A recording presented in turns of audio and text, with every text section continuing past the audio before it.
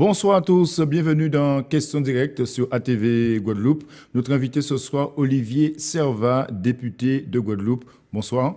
Bonsoir Monsieur Planté, bonsoir aux téléspectateurs d'ATV. Bienvenue sur ATV ce soir. Le 100e congrès des maires de France a débuté donc aujourd'hui. Dites-nous, est-ce que vous comprenez les craintes des maires de l'outre-mer ? Oui, bien sûr, parce que des questions se posent. Des questions se posent sur la dotation globale de fonctionnement, sur la situation plus généralement des collectivités municipales des Outre-mer, y compris de la Guadeloupe. Beaucoup sont en situation délicate avec leurs finances. Donc aujourd'hui, ce que je peux leur dire, c'est que le ministre Darmanin des Comptes publics a dit, à part la région et le département, les collectivités ne seront pas impactées par la dotation globale de fonctionnement qui ne diminuera pas. Oui. Même s'ils ont été quelque peu enfumés par le gouvernement sur les contrats aidés. Oui. Alors, sur les contrats aidés, effectivement, j'ai cru comprendre là, depuis avant-hier, que des questions se posent parce qu'il y aurait des personnes qui n'auraient pas bénéficié de leur renouvellement. Alors même que la ministre des Outre-mer, que le gouvernement, que aussi le préfet nous a assuré que tous les contrats en renouvellement seront honorés. Donc, très rapidement, c'est-à-dire dès tout à l'heure, je vais m'enquérir de cette situation-là pour comprendre. Est-ce que deux discours au sein du gouvernement ? Est-ce qu'il y aurait un diable dans les détails et que le discours doit coller aux actes ? En effet, il faut que la parole gouvernementale ait du sens, ait du poids et ait de la véracité.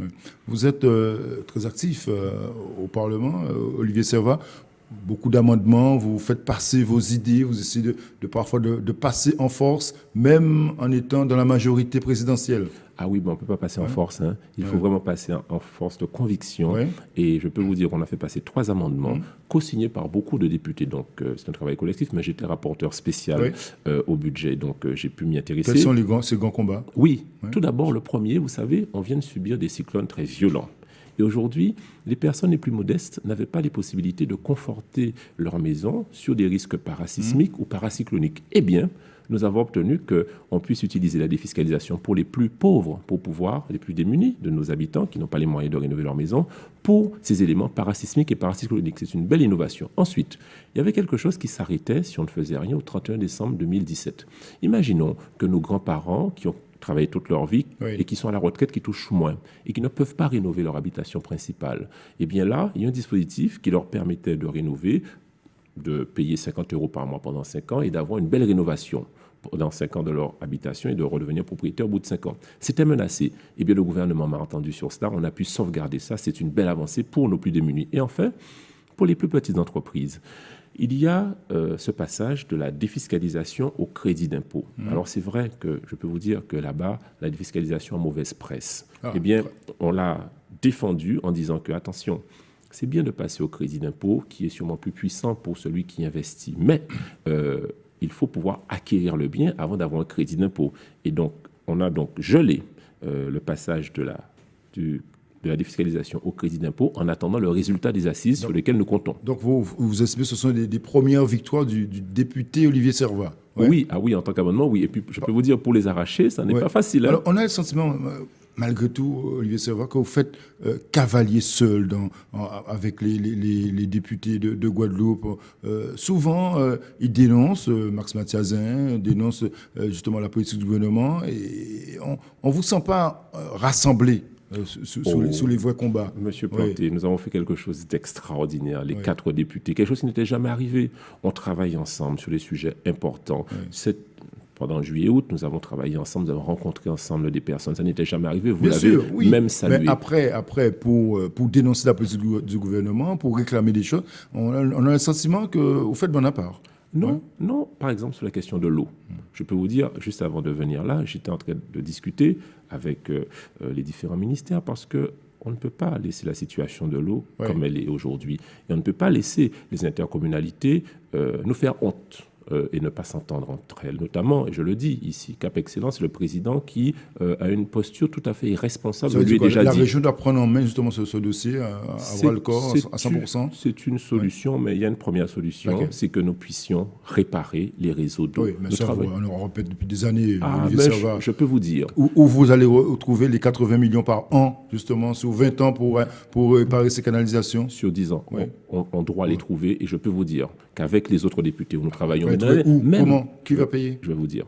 même avec les sénateurs, nous travaillons main dans la main sur ça, Oui. avec le président de région, président de département, et avec les Vous n'avez même pas répondu ce soir. Qui va payer ces 80 millions sur 10 ans par an? Je vais vous le dire. Oui. Donc, il faut d'abord que nous nous mettions d'accord. Et je peux vous dire que le C'est le ministre premier combat. C'est Le Cornu, oui, premier combat. Ce n'est pas gagné. On va y Être arriver ensemble. et les parlementaires, là, nous sommes regroupés ensemble, tous députés, sénateurs pour ça. Maintenant, comment allons-nous trouver? C'est une excellente question. 80 millions d'euros par an pendant 10 ans. Je vais vous dire, il y a, je les ai rencontrés, la Caisse des dépôts et consignations qui est prête à prêter. Il y a aujourd'hui la BEI, Banque européenne d'investissement, qui sont prêts à prêter.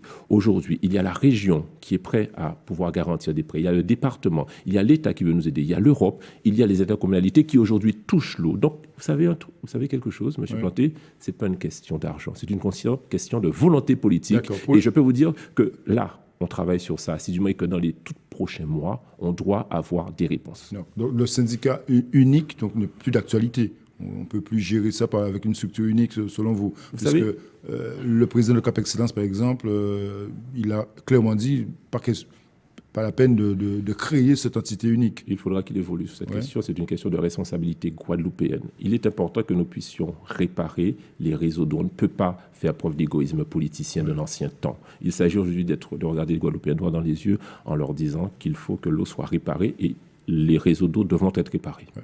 Une toute dernière question sur la République en marche. Ça y est, le parti s'est structuré enfin. Maintenant, vous avez un porte-parole du président Macron.